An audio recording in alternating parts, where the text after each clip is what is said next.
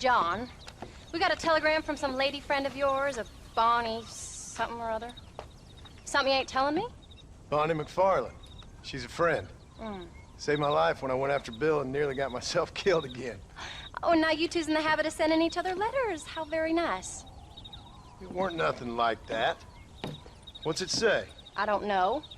I can't... Well, you know I can't read. Give it here. You read that thing out loud? I ain't hiding nothing. Dear Mr. Marston, stop. Need corn sacks. Stop. Emergency. Stop. Weevils and moths ate entire county supply. Stop. Can you help? Not exactly the most romantic request, now is it? I guess not. She saved your life, you say? Yes, ma'am. Well, then you're gonna have to help her and her family out. We've got a plentiful supply of corn sacks over near the silo. About the one thing Uncle didn't manage to have stolen while we was gone. Okay.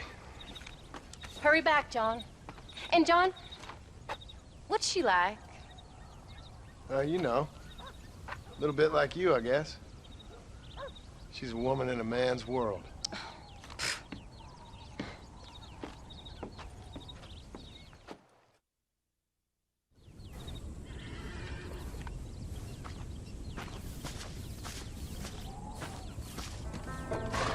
John, wait!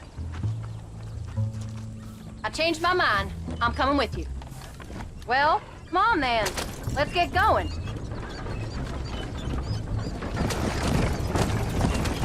I don't think I can let you go off again without me. Fair enough. I'm glad of the company. You only had to ask. Ask? I was waiting for you to ask me. I thought you'd want to keep an eye on the boy. Oh, while you were off cavorting with cowgirls in the next county? I don't think so, John Marston. You only just got home. That Jack has seen enough of me for a lifetime. So, is she married? This Bonnie McFarland? No. What does she look like? I don't know. Pretty normal, I suppose. Normal? What? Normal like me? No. Normal as in 2 eyes, mouth, nose, that kind of normal. Besides, ain't no woman fine as you. A little flattery. Now we're finally getting somewhere. If you find yourself in a hole, the first thing to do is stop digging. Another pearl of wisdom from John Marston. I sure do miss those. I never took you for the jealous type, Abigail. I ain't jealous so much as curious. You heard what she wrote. It's just some corn. She saved my life, and she was decent enough to me, so I owe her this much at least. How did she save your life anyway? She found me half dead on the side of the road and took me to the doctor. Most folks would have left me there. Half dead from what? Bill didn't take so kindly to me visiting unannounced. Bill never did like surprises.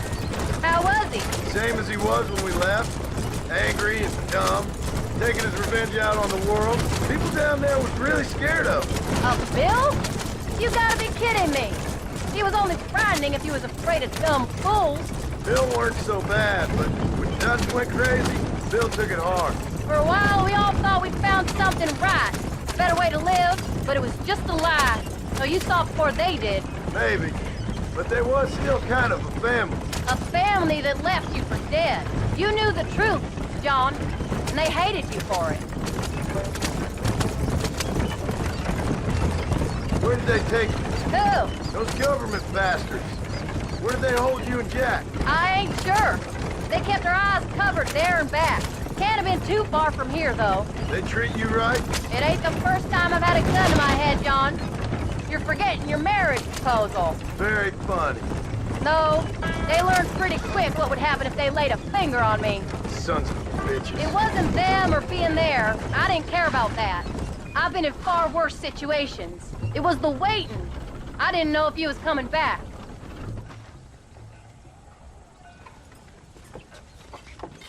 You came.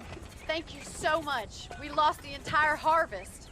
Miss McFarland, I'd like you to meet my wife, Abigail. Oh, ain't you quite the gentleman all of a sudden? It's a pleasure to meet you, Mrs. Marston. Likewise. Thank you for saving my husband's life. And for teaching the miserable goat some manners, among other things. I didn't teach him anything. I know better than to try to change a man. You should meet my father. Oh, people can change, Miss McFarland. John and I have to believe that more than anybody. This is a decent first harvest for you, John. You should be proud. That's good land you got there. How are you feeling, Mrs. Marston? From what your husband told me, it must have been awful for you.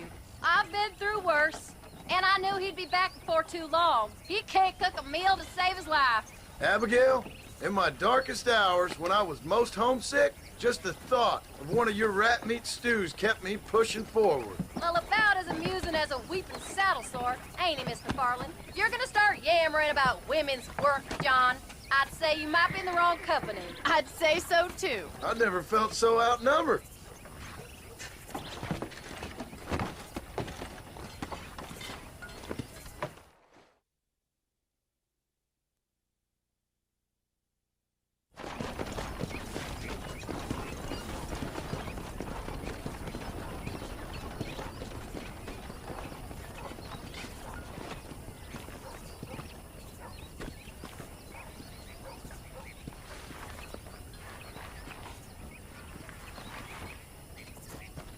Ma'am?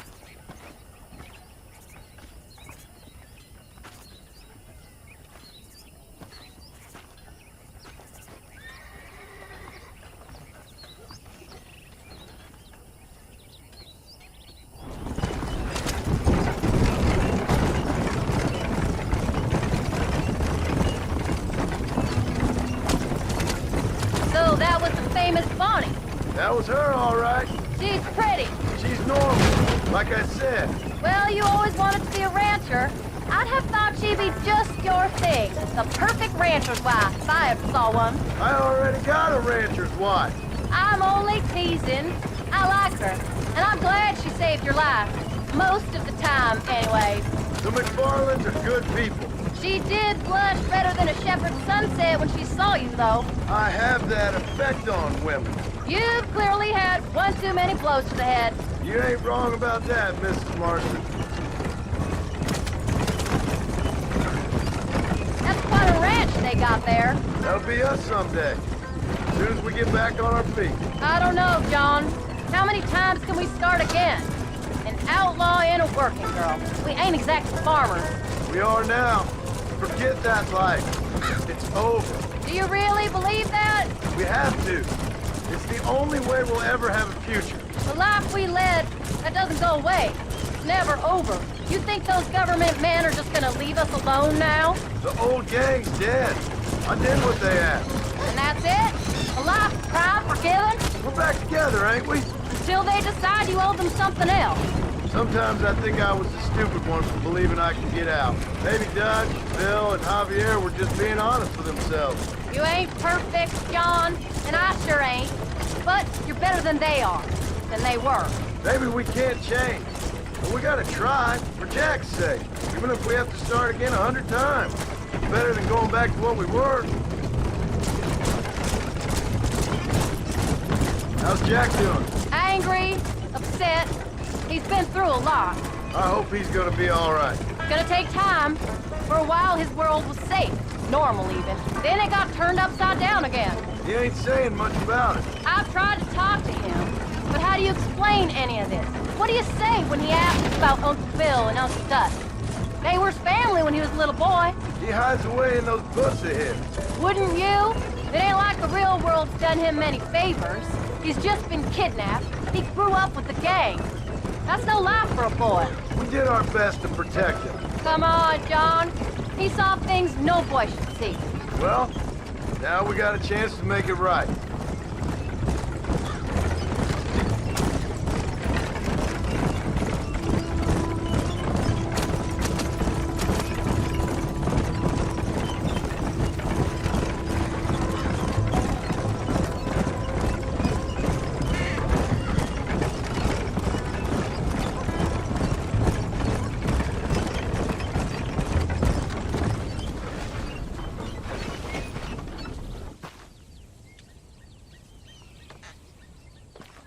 We did good today, John. I guess I better go fix us something to eat.